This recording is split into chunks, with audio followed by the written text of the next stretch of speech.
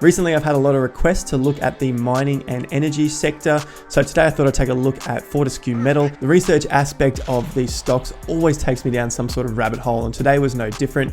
I've gone down the 50 to 60 year cycle rabbit hole. It's something that I've known of before when I'm looking at property cycles, but this one goes into the commodities and super cycles in commodities. So I'll talk about that in today's video after we've looked at the charts. It's very interesting stuff looking at the Kondratiev wave, which was invented by Nikolai Kondratiev from the USSR back in the early 1900s. It led to his conclusion that capitalism worked in super cycles, which obviously didn't impress his communist leaders in USSR. So of course he was imprisoned and later executed during the Great Purge. But before I get too far down that rabbit hole, let's finish the housekeeping and jump into the charts. As with every other video, this is not financial advice. It's for education and entertainment purposes only.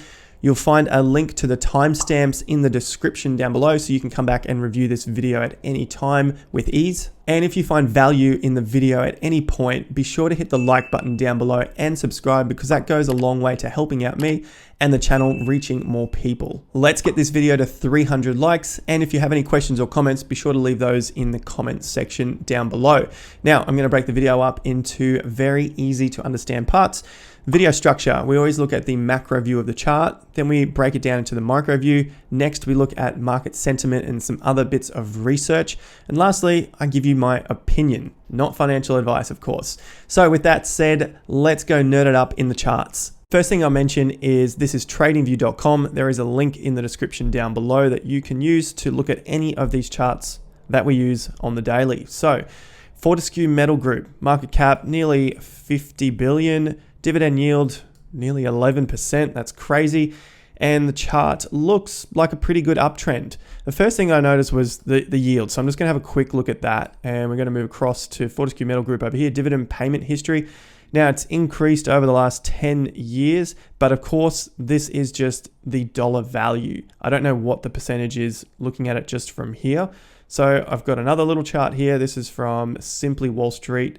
And basically, they've just talked about the dividend yield itself in a percentage. So it's been on the increase, and it looks like it goes in cycles of higher periods, and then it drops back down to a few percent, then bumps up again to 10%. Now, this was done earlier in the year in January, so they knew the dividend payments back then were going to be close to 10%. So that looks like what we're seeing now. They're saying overall the average is around 4%. So if you're not looking to hold this stock long term, then dividend doesn't mean anything to you and should just be aware of it when it comes time to pay dividends, because that will affect the chart as well. So the dividends look pretty good. Let's move across to the chart itself. Now, we are looking at it from the macro point of view, which is the way we're breaking down these videos.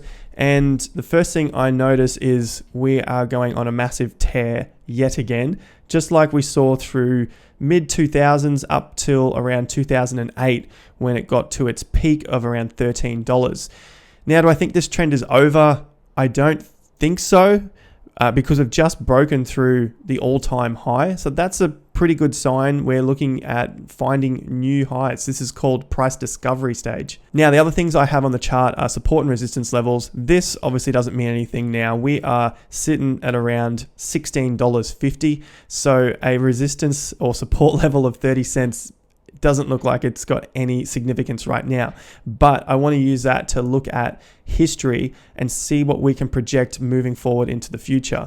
The other levels I got here is around $7, because you can see that was resistance again, broke through on high volume, came back, retested it. So $7 has some sort of significance in the market. Not saying that it will come back to $7, but when I see numbers like this, I like to remember them and use them moving forward. So multiples of 7, divisions of 7, all those sorts of things may play in with the market psychology. Look at this here, $3.50 it came back to. $7 was around the high, which was obviously $7.27, and then it came back to $3.50. So the market, I just picked that up then actually, the market likes to play with these numbers and it somehow remembers them.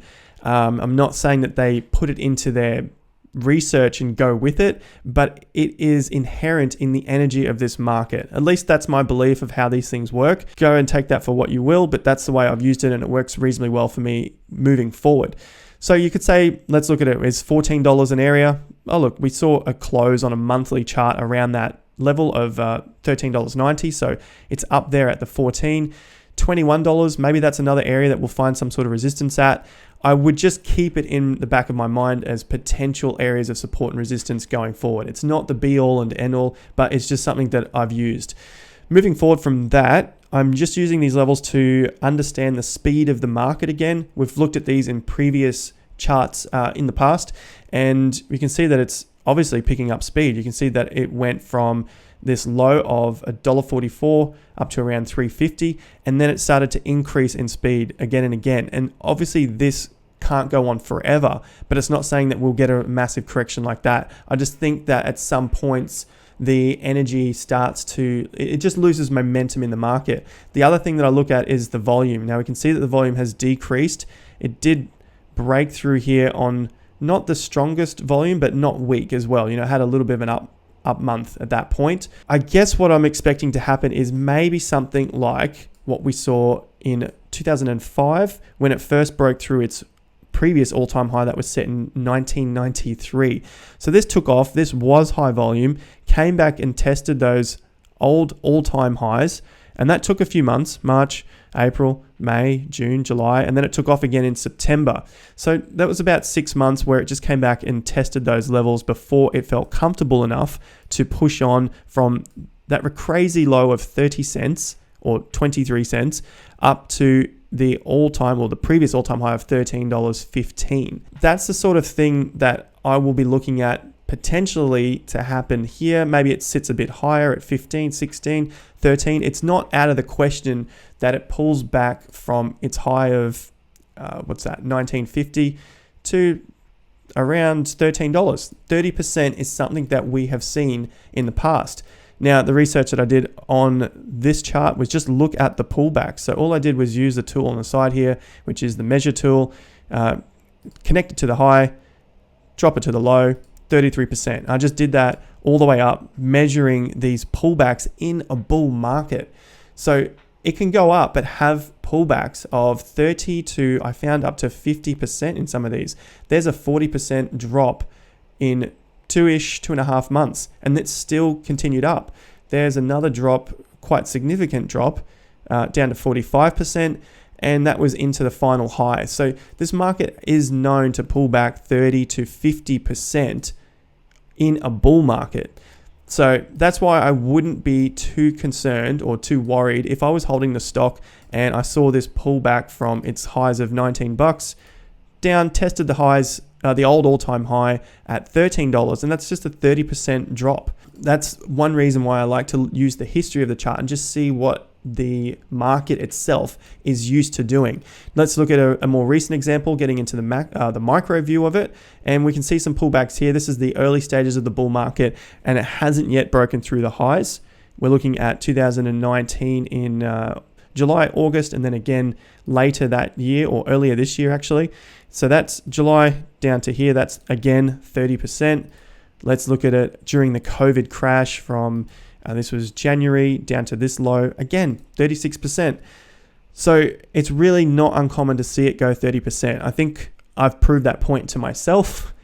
Go and grab the chart, open it up for yourself, and do the research for yourself so that you know and feel comfortable when these sorts of markets pull back in those bigger ranges. They're the times that people freak out and ask for all sorts of advice on the internet. Now, I think I've covered that in a lot of detail. My opinion on it, I think it still has some room to run. Like I said, I wouldn't be surprised if it pulls back, but I would then just keep the stops nice and close underneath these weekly lows, the monthly lows, until we saw an even stronger push, and then we would have to break it down onto a smaller time frame, like a weekly chart, and then we continue to trail the stops up. And that's how we get the most out of the market. We're not going to sell it at the top, but we can get a pretty good chunk of the move. So I just want to jump briefly across to the 60 or 54 year cycle. Now, these are commodity super cycles. You can check it out online. There is a lot of information about it, but the one that I wanted to pay particular attention to is the Kondratiev wave. And it's got it here, the period of between 45 and 60 years. Obviously, over bigger time frames, you're going to have some areas which aren't exact. Like, we're not going to get this to the year on the date, but we're just looking at it in terms of understanding, are we in an upswing of this major cycle? Are we in a downswing? So at the moment, it looks like we could be coming to the end of the recent upswing, and that would take us into the mid of the 2020s. So that's something that I will be aware of going forward when I'm looking at metals and energy stocks, knowing that it's possible that that commodity itself could be in a down leg. So the price of that commodity could be down for the next 20 to 30 years, and therefore the stock isn't going to be as good as what it was the previous 20 to 30 years. If this is a long-term investment for you because the dividend looks good, they're paying out regularly, it might be an erratic dividend itself. You might get 4% one payment, you might get 10% the next, but just keep that in mind, because a stock could be in a 30-year downswing because of these super cycles in commodity prices. So if you'd like to learn more about that, it's the Kondratiev wave, and the inventor of that is Nikolai Kondratiev. It's quite sad to know that he was condemned and imprisoned in 1930, continued to publish work until his execution during the Great Purge of 1938, and that's in the Soviet Union. In his earlier life, in 1922, he published his first writings on long cycles, the world economy and its conjunctures during and after the war. So that was to provide proof that capitalist economies were subject to spontaneous and recurrent depressions and recoveries. Kondratiev did extensive price analysis of goods in the German, British, and French economies. Among the price studies were raw materials and output products, interest rates, foreign trade, wages, and bank deposits. So he did some very extensive research into how these cycles work. The findings weren't favorable to the communist parties at the time, and the rest is history. He was sentenced to prison and later executed, and you can read further down how that all happened. Sorry to bring a negative end to this. I think there is a lot to learn from history. I don't think any of us can really disagree with that.